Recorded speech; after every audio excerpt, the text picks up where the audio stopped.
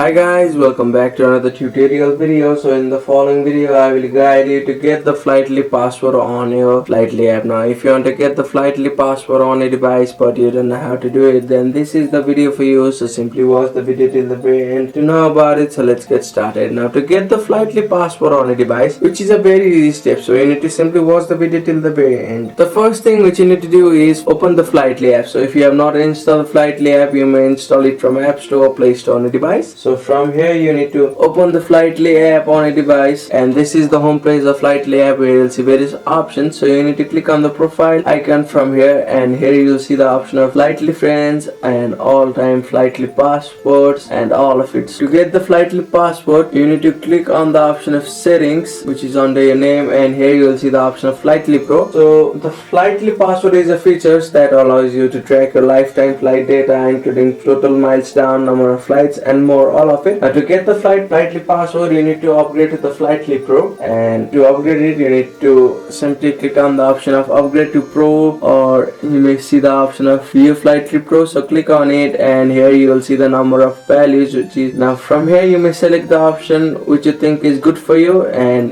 you may pay it accordingly. So by doing all of it, you will be able to get the Flighty Passport on the device. So that's it. Thank you for watching the video. Please don't forget to like the video and subscribe to our channel. Thank